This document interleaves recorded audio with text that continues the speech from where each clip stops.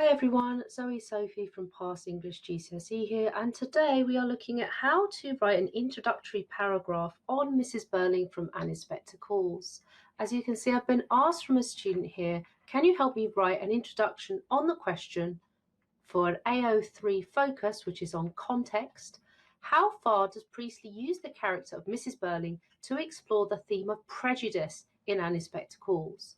There's quite a lot in this question. It looks at Mrs Birling, but it also looks at the portrayal of her character to evidence prejudice. So there's a couple of things going on here. Now, if you're not sure about AO3, you should check out my context video on the play, which will explain when it was set, when it was written, what Priestley was trying to do by writing the play. And if you don't know much about that, I suggest that's the first place you should start. Look at that context video. Also, if you're not sure on Mrs Birling as a character, you'd do well to look at my Mrs Birling in 5 Key Quotes video to get an idea of the sort of character she is as well. And you'll see within that and all my other An Inspector Calls videos, there are links to the key quotes for each character. So for example, this one is Mrs Birling. You can see sort of everything from Act 1 to Act 3 is detailed in here. And this is available for you online to get.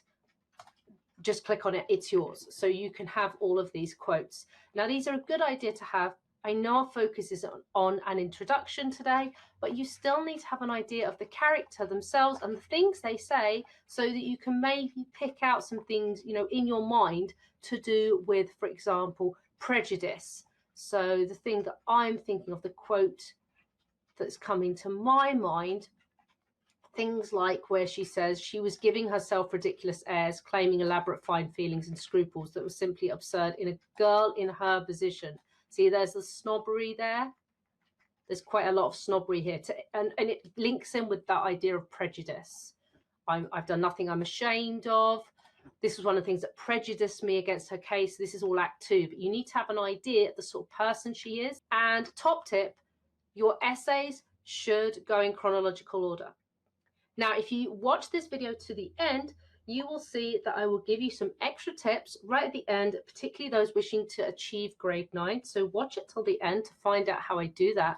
But with regards to writing an introduction, an inspired introduction on this question, which I've written out here, 3 simple steps that I've taken it to that you ought to try to include in your introduction. Now, I've mentioned AO3 here. Most, if not all, exam boards want this reference to context, but just check with your exam board if they want AO1, AO2, and AO3. It's worth knowing the assessment objectives that you need to include. If it's AQA, it's all of them. Some of them only want AO1, AO3, so check. Let's dive straight into this. Step 1, you must relate to the question and leave space for an opinion if you don't have one now. The simple way to do this, how far does Priestley use the character of Mrs Birling to explain the theme of prejudice? So this is the question focus, but it's got to be about her. It can't be necessarily about other characters. It can be other characters talking to her, but it's really her as a vehicle to present this. So you've got to understand it. The other bit that's important in this question is how far. So you want some kind of opening like this. Priestley portrays the theme of prejudice through Mrs Birling's character. Now, you may decide it's completely or partially. It says how far, remember? So maybe there's other things in terms of prejudice. So how else could we look at prejudice being explored in the play? The plot, what happens? Any other characters? You don't need to write about them. Remember, this is the question. Don't lose focus. But you maybe want to think about this. This is why I say leave a gap. Leave space for your opinion if you don't have one now. Now, when I come to my top tips at the end, I will refer to this, but it is important that you leave this space. So you're going to start, Priestley portrays the theme of prejudice through Mrs Birling's character completely or partially to highlight how bad it is, something about, its educational purposes, something like that. So leave it blank, come back to it.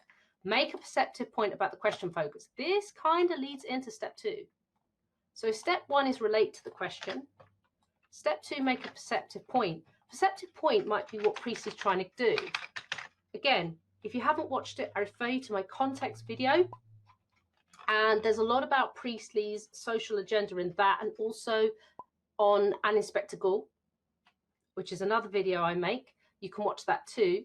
Priestley does have a sort of political standpoint here. He's socialist and he wanted to make his audience the same.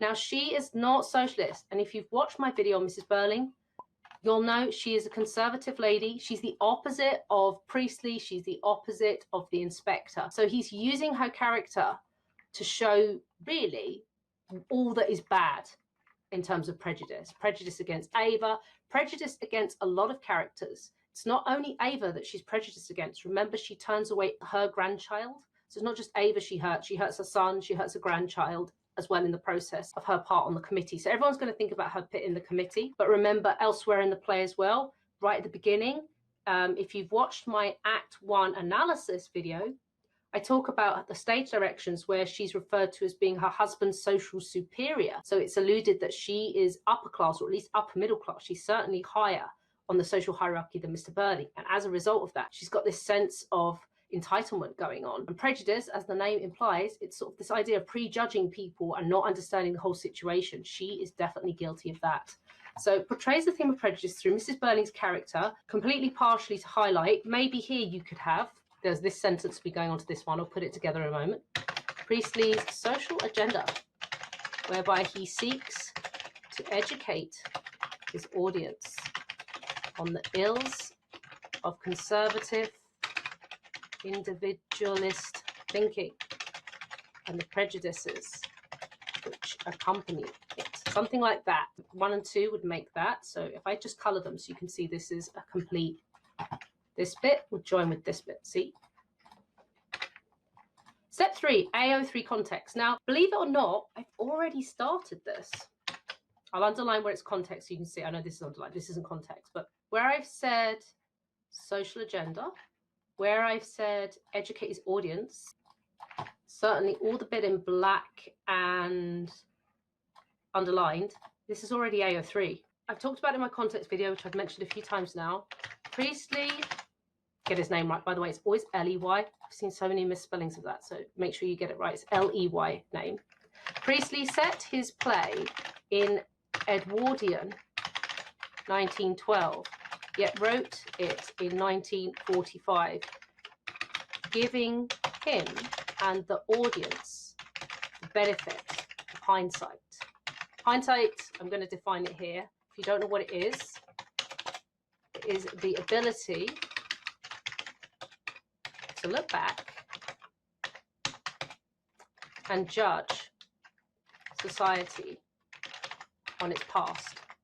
So hindsight's a beautiful thing because everyone can look back and judge society on its past. That's the point. So this time was very, very different from this time. As you know from my context video, they're vastly different. Different leaders, different styles of living, very, very different. By this point, we'd had 2 world wars. By this point, we hadn't had 2 world wars. So a vast difference. We've got to link it back. So I feel like we've done this context point, drive the answer. So in order for this to happen, drive the answer, I feel like I need just a bit more to link to this and prejudice. So Priestley, this bit, by the way, you could plug in this bit for any essay, pretty much, in terms of introduction, because introduction isn't using petal, pica, all of that. That stuff comes in paragraphs 2, 3, 4. This is earlier on. This is also a good tip. Keep reading back. How far does Priestley use the character of Mrs. Birling to explore the theme of prejudice in Annie's Spectacle? Priestley portrays the theme of prejudice through Mrs. Birling's character, maybe at least partially, to highlight Priestley's social agenda, whereby he seeks to educate his audience on the ills of conservative individualist thinking and the prejudices which accompany it. Priestley sets his play in Edwardian 1912, yet wrote it in 1945, giving him and the audience the benefit, maybe not him, he has it, giving the audience the benefit of hindsight, colon, is the equivalent of equals, the ability to look back and judge society on its past. Now I need to link to Mrs. Birling. As a result of this, Mrs. Birling's snobbery, I think it's upper middle because she's married Birling, but she almost talks like she's a Croft, which is upper class. Mrs. Birling's snobbery, upper middle class heritage, and prejudice towards Ava Smith's. It's when she goes to the committee to seek help, plea for help all combine to render. It's a posh word for make. It's a good word to use if you need to learn a new word. There it is. All combined to render her a character apt, that means suitable, for highlighting the ills. I said ills before, haven't I? Here, the evil of prejudice. There you go, done. That is it. That would be my complete introductory paragraph. It doesn't have to be ridiculously long. Now, if you get to the point where you can't do it, I'm just putting it together so you can see. Leave a gap, go on to the middle of your essay and come back to it.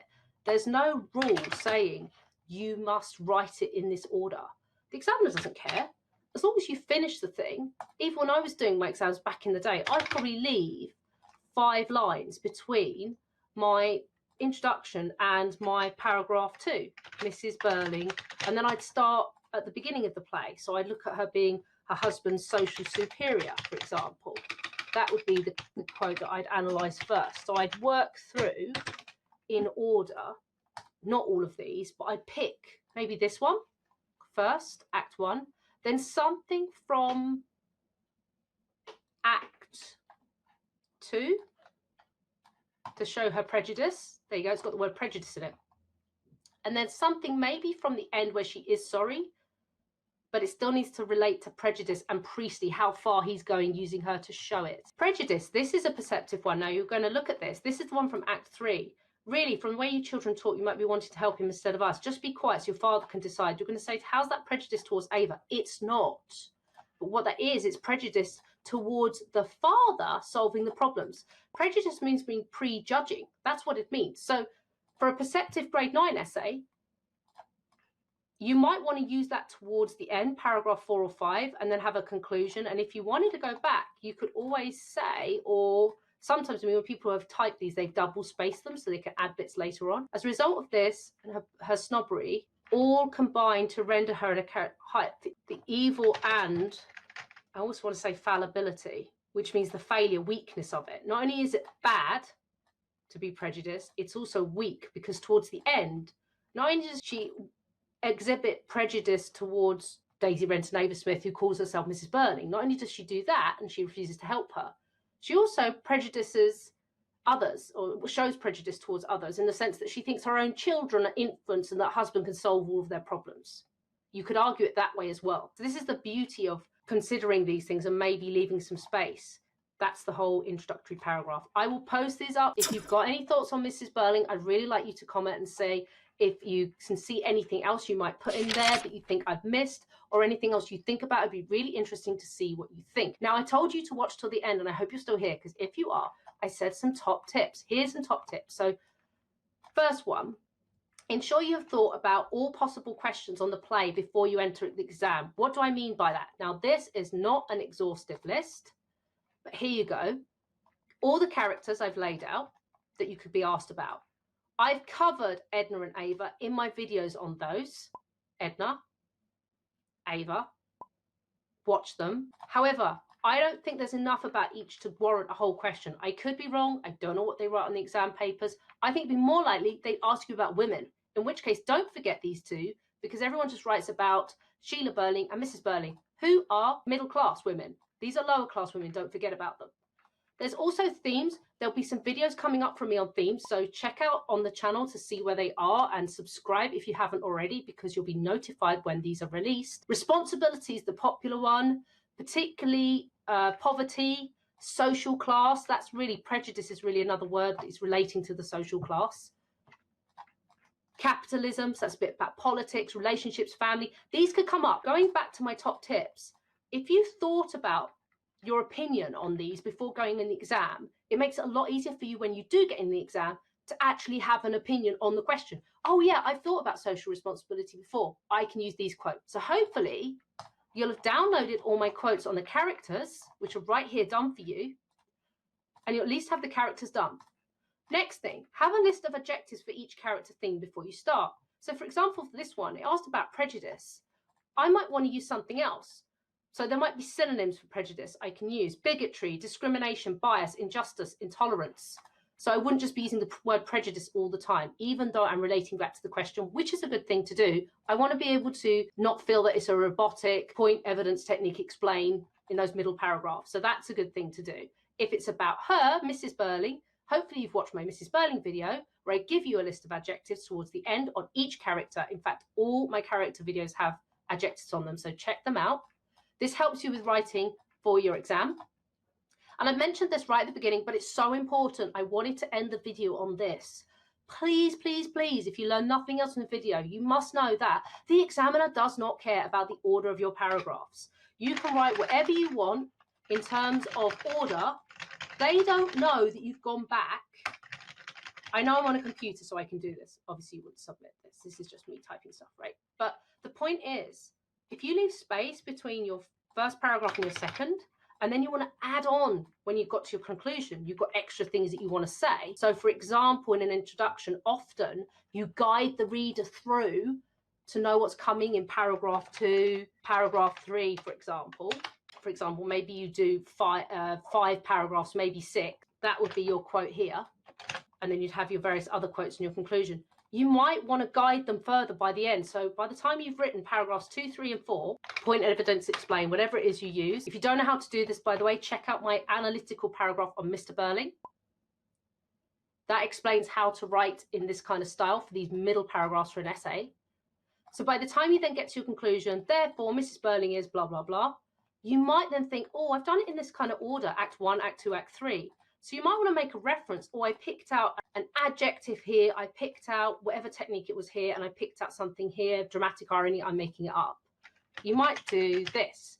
Priestley demonstrates prejudice through Mrs. Birling's. And then what you do, so paragraph 2, I'm making this up now, adjectives. So say this was an adjective. Paragraph 3 might be dramatic irony, and paragraph 4 might be sort of the double denouement, the plot. Again, if you haven't caught up with Act 3, I've made a video on that too. Check that out. That's where I analysed the end of Act 3, including how Mrs. Birling behaves. So if you want some more information on her in Act 3, so you've got something to put at the end of the essay, check that out. Say it was plot, you can do that. And then when the examiner oh yeah, that's adjective. Oh yeah, this one's looking at dramatic irony. This one's looking at plot. Then there's a conclusion. You'll kind of guide them. Therefore, Mrs. Birling, blah, blah, blah. It looks very well planned and put together. These are my top tips. Make sure you abide by them. Number 1's really important. Number 3 is really easy. I hope this helps you out. I will post this so you can see a link to it. Please let me know what you think of the video. If it's useful for you, to give it a thumbs up, like it. If you've got any comments, please add them. If there's anyone else you know who'd benefit from it, please share it with them, and please subscribe. Thank you.